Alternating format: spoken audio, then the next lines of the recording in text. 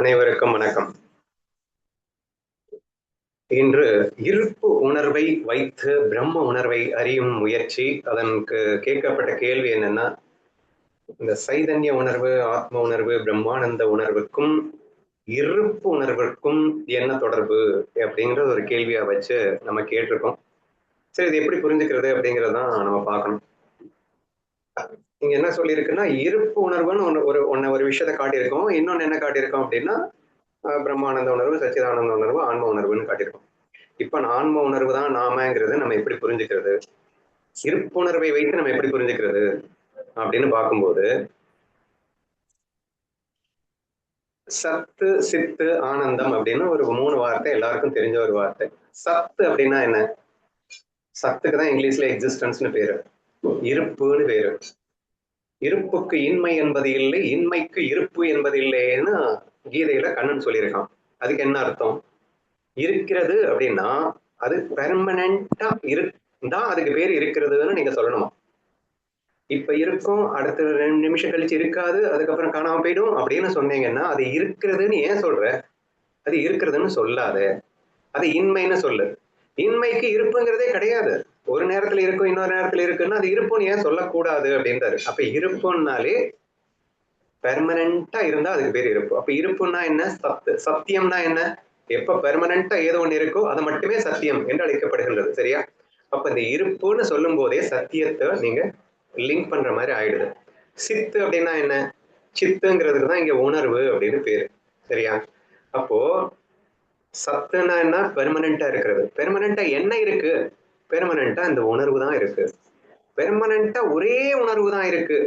இப்ப நமக்கு அந்த மன உணர்வும் அந்த பிரம்ம உணர்வுக்கும் அந்த பிரிச்சு காட்டுற இடம் தான் ரொம்ப ரொம்ப முக்கியம். நம்ம அன்றாட அனுபவிக்கின்ற அந்த உணர்வு இருக்குல்ல, செகண்டுக்கு மாறிக்கிட்டே இருக்கு. எந்த உணர்வுமே ஒரே மாதிரி இருக்கிறதே கிடையாது. சரியா? ஆனா அந்த சத்து சித்துன்றாங்கல்ல, அது என்னது? சத்துன்னா பெர்மனன்ட், பெர்மனன்ட் உணர்வு. அப்போ மாறாத உணர்வு, எப்போதும் மாறாத உணர்வு, எந்த நிலையிலும் மாறாத உணர்வு அப்படிங்கிறதுக்கு சத்து சித்து உணர்வு. அந்த உணர்வுக்கு இன்னொரு பேர் தான் ஆனந்தம்னு கொடுத்து வச்சிருக்காங்க, விடுங்க. இப்போ இப்ப நம்ம டிஃபரன்ஸ் என்ன கேட்டுட்டு இருக்கேன்னா, சத்துக்கும் சித்துக்கும் என்ன டிஃபரன்ஸ் இருக்கு அப்படின்னு கேட்டிருக்கேன். பெர்மனன்ட் இங்க அந்த உணர்வுக்கு பிளிஸ்ன்னு கூட வச்சுக்கோங்க. இப்போ இந்த மனசுக்கும் பிரம்ம உணர்வையும் பிரிச்சு காட்டணும் அப்படிங்கிறப்போ, மன உணர்வு ஈஸி டு அண்டர்ஸ்டாண்ட், பிகாஸ் அது நம்ம டெய்லி நம்ம அன்றாடம் நம்ம என்னென்னலாம் உணர்வு நம்ம அனுபவிச்சுட்டு இருக்கோமோ அது எல்லாமே மன உணர்வு. அது எதோட தொடர்புடைய இருக்கு? எண்ணங்களை சார்ந்து இருக்கு. சரியா? ஆனா சத்து சித்துங்கிறது சுயம் பிரகாசமானது, அது எப்போதும் இருந்து கொண்டே இருப்பது, டிபெண்ட் கிடையாது, அது இண்டிபெண்ட். மன உணர்வுங்கிறது முழுக்க முழுக்க எண்ணங்களை டிபெண்ட் ஆகிருக்கு.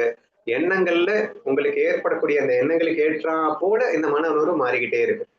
எண்ணங்கள் மாறிக்கிட்டே இருக்கு, மன உணர்வு மாறிக்கிட்டே இருக்கு. சரியா? இப்போ பியூட்டி என்னன்னா, இந்த எக்ஸிஸ்டன்ஸ் அப்படிங்கிறது இல்லாம, இந்த சத்து உணர்வு அப்படிங்கிறது இல்லாம மன உணர்வுங்கிறது இருக்க முடியாது. இருப்பு உணர்வு அப்படிங்கிறது இல்லாம மன உணர்வு அப்படிங்கிறதே இருக்க முடியாது. இந்த விஷயத்த மெயினா புரிஞ்சுக்கிட்டோம் அப்படின்னா ஈஸியா நம்ம புரிஞ்சிடலாம். இதத்தான் அழகா இன்னைக்கு காலையில சத்சங்ல நம்ம டிஸ்கஸ் பண்ணினோம். நான் ஓடிக்கொண்டிருக்கிறேன், வேலை செய்து கொண்டிருக்கிறேன், நான் அழுது கொண்டிருக்கிறேன், சிரித்துக் கொண்டிருக்கிறேன், அடித்துக் கொண்டிருக்கிறேன். இது எல்லாமே ஆக்ஷன் பாட்டுக்காக சொன்னோம். எல்லா ஆக்ஷன்லயும் இருக்கிறேன் இருக்கிறேன் இருக்கிறேன் வருதா இல்லையா? அப்ப இருக்கிறேனே இல்லைன்னா நீ எதுவுமே பண்ண முடியாதுல்ல. இப்போ ஸ்பேஸ் ஒண்ணு இருக்கு, அது இருக்கா இல்லையானே தெரியல அப்படின்றோம். ஆனா இருக்க போய் தானே நீ இருக்க. நீ இருக்கேனாலே ஸ்பேஸ் இருக்கிறதுனாலதான் நீ இருக்க. ஸ்பேஸ் இல்லைன்னா நீ எப்படி இருப்ப? இடமே இல்லைன்னா இடத்துல உட்கார்ந்து இருக்க நீ எப்படி வர முடியும்? அப்ப இருக்கு, ஒண்ணு இருக்கு. ஆனா அது உனக்கு ஃபீலிங்கே ஆகல.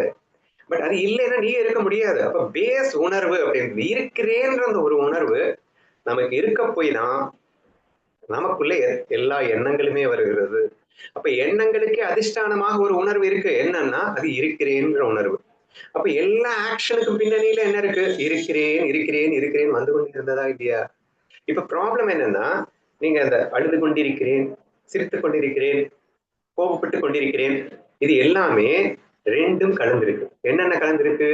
இருக்கிறேன்ற உணர்வும் கலந்திருக்கு. இருக்கிறேன்ற உணர்வுன்னா பிரம்ம உணர்வு, பிரம்ம உணர்வும் இருக்கு கூடவே. அழுது கொண்டு இருக்கிறதுக்கு என்ன வேணும்?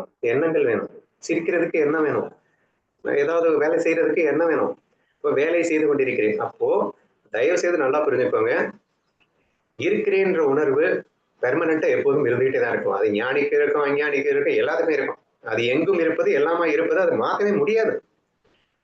ஆனா இப்ப இந்த ஆக்ஷன் நான் சொன்ன இந்த அழுகிறேன், சிரிக்கிறேன், இதெல்லாமே இருக்கிறேன் இருக்கிறேன்னு சொல்லும்போது ரெண்டும் மிக்ஸ் ஆயிருக்கு. மிக்ஸ் ஆயின்னு சொல்லக்கூடாது. அந்த ஆனந்த உணர்வு அப்படிங்கிறது இருக்கிறேனே மன உணர்வில் பட்டு பிரதிபலிக்கின்றது. எப்படி புரிஞ்சுக்கலாம்? நம்ம அடிக்கடி யூஸ் பண்ற எக்ஸாம்பிள்னா, ஒரு நடிகர் இருக்கான். நடிகர் இருக்கிறேன் அப்படின்னு இருக்கான்ல, நடிகர் இருக்க போய் தானே வாழ முடியுது, நடிகர் இருக்க போய் தானே அவன் சிரிக்க முடியுது. அவன் என்னென்னமோ பண்றான் தான், அது எல்லாமே இவன் இருக்கிறதால் தானே நடக்குது. அப்போ அவன் அழுவது, அவன் சிரிப்பது, இது எல்லாமே நடிகன் இருக்கிறேன் என்ற உணர்வும் இவைகள் எல்லாம் வெறும் மன உணர்வும். அப்ப மாய உணர்வு, உண்மை உணர்வு ரெண்டும் எப்படி மிக்ஸ் ஆகுதுன்றத கனெக்ட் ஆகுதுன்னு புரிஞ்சுக்கிட்டீங்கன்னா ஈஸியா புரிஞ்சுக்கலாம். ஓகேவா? அப்ப இருக்கிறேன், அப்ப நடிகர் இருக்கிறதுனாலதான் நம்ம அழுகிற சீன்ல, கோவப்படுற சீன்ல, அடிக்கிற சீன்ல, எல்லா சீன்லயுமே அவன் பெர்ஃபார்ம் பண்ண முடிஞ்சது. அந்த பெர்ஃபார்மன்ஸ் எல்லாமே என்ன? எண்ணங்களை கொண்டு, மனதை கொண்டு டிஃபரெண்டான உணர்வு தான். இது எக்ஸ்பிரஷன்ஸ் தான். பட் இது எல்லா எக்ஸ்பிரஷனுமே உண்மையானு கேட்டா இல்ல. இது எல்லாமே சும்மா நாச்சுக்கு மாறிக்கொண்டே இருக்கின்ற உணர்வுகள். பட் ஏன்னா ஏன் உண்மை இல்லைன்னு சொல்றோம் அப்படின்னா, மாறுது இல்ல. மாறியாச்சுன்னா சத்தியம் சொல்லக்கூடாது இல்ல. இப்ப மாறிடுச்சு இல்ல. ஆனா எது மாறாமல் இருக்கு? நடிகனுடைய உணர்வு மாறாம இருக்கு. இருக்கிறேன்ற உணர்வு மாறாம இருக்கு. அவன் இருக்கிறதுனாலதான் இப்படி எல்லா உணர்வுலையும் வள வர முடிஞ்சது. சோ தேர்ஃபோர் இந்த இடத்துல மாறிக்கொண்டே உணர்வும் இருக்கின்றது, இருக்கின்றேன் என்ற உணர்வும் இருக்கின்றது. ஆனா எவன் ஒருத்தன் இந்த மாறிக்கொண்டிருக்கின்ற உணர்வுல அட்டாச் ஆயிட்டானோ இருக்கிறேன்ற உணர்வு மிஸ் பண்ணிடுறான். அப்ப பிரம்மானந்த உணர்வே தான் விதவிதமாக வெளிப்படுத்தி கொண்டிருக்கின்றது மன உணர்வை யூஸ் பண்ணி. ஆனா மனசுல போய் அட்டாச் ஆயிட்டேன்னா பிரம்மானந்தத்தை இழந்துடுற. அப்ப நடிகன் தன்னுடைய வெளிப்பாட்டுல போயிட்டு சிக்கிட்டான்னா தான் நடிகன்கிறதையே மறந்துடுறான். ஸோ டோட்டலி அவன் அஜ்ஞானியாக மாறிவிடுகின்றான். ஸோ திஸ் இஸ் தி வே நமக்குள்ள எப்படி இந்த பிரம்மானந்த உணர்வான சைத்தன்ய உணர்வு எப்படி மிஸ் பண்ணி இப்படி லூஸ் மாதிரி உட்காந்துருக்கோம் அப்படிங்கிறதுக்கு ரீசன் இதுதான். அப்போ காலையில பேசும்போது என்ன சொன்னோம்? அழுது கொண்டிருக்கிறேன், சிரித்து கொண்டிருக்கிறேன்னு சொன்னோம்ல. அப்ப அப்படியே உள்டாவா போடு. நான் அழாமல் இருக்கிறேன், நான் சிரிக்காமல் இருக்கிறேன், நான் வேலை செய்யாமல் இருக்கிறேன். சரியா?